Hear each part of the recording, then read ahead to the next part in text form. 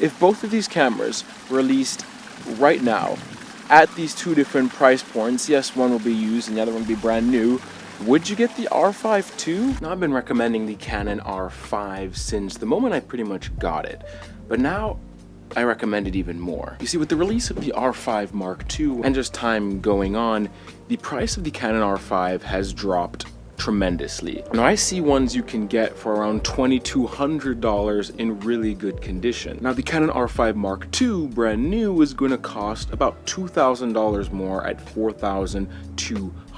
And I don't think it's worth that much. Now, I've been asked a few times, Chris, are you actually gonna get the R5 Mark II? We know you like camera gear, you know you like to upgrade to the best, the latest and greatest, but here's my struggle. For the work that I do, for the content that I create, the only real significant upgrades to me would be C-Log 2, because yes, I think the Canon R5 could have a bit more dynamic range, and I think it's limited by the fact that they only put C-Log 3 into the sensor. And then the slightly, I guess, smarter autofocus, even though I think the autofocus on this camera is still one of the best in the world. And I think this upgrade is only really noticeable to those who do, really fast sports or action photography. Besides that, you still have a 45 megapixel sensor. Yeah, this one can shoot a lot faster, but already this one shoots really fast at 20 photos per second. And then for video, you have the same 4K 120. 4K 120 is definitely the feature I use the most on the Canon R5. For me, something that would be significant if there was 4K 240, but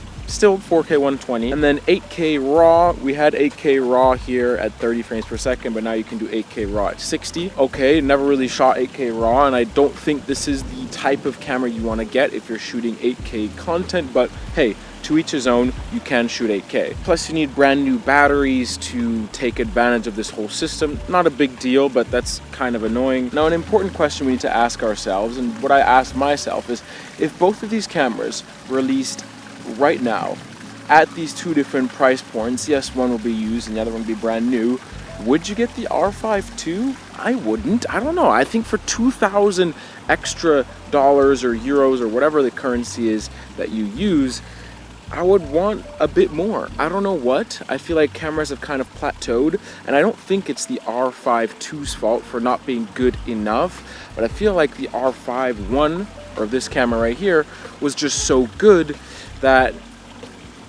I don't know, it's hard to upgrade. I think it's hard for almost any camera company to upgrade right now because all cameras are just so good. And that's not a bad thing. That's a great thing for the consumer, because now you can spend $2,200 and get one of the best cameras ever made. I mean, full frame, 45 megapixel photos with amazing autofocus, 4K video up to 120 frames per second with pretty decent dynamic range, definitely good enough for most things. And then 8K RAW at 30 frames per second. I mean, if you're shooting above that, then yeah, spend a bit more. But for most people's content, I think it's more than enough. This is the 4K that comes out of the R5. Perfectly exposed and perfectly color graded.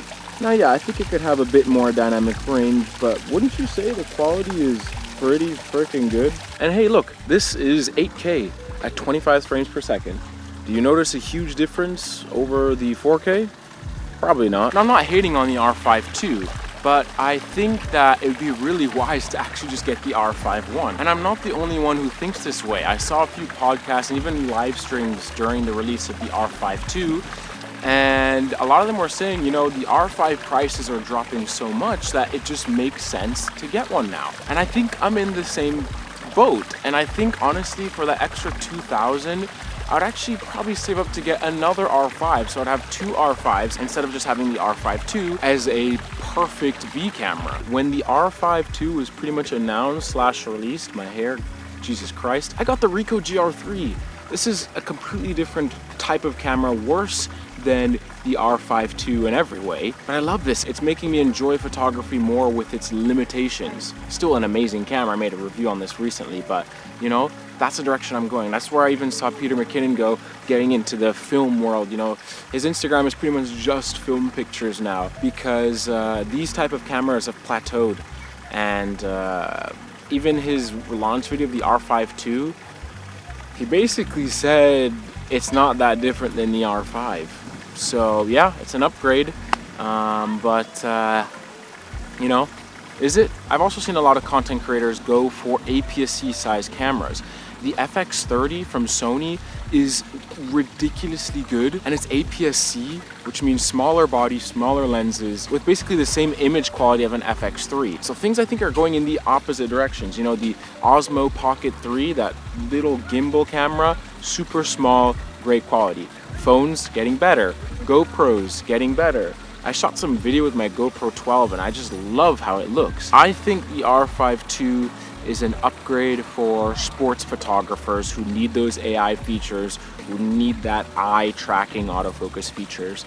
But besides that, I don't know who it's for. In saying that, for what I do, even the client work I'm doing here in Italy, the R5 is going to be enough. So thank you guys so much for watching. Hopefully this wasn't a boring little talk, but if you agree with me, let me know in the comments down below.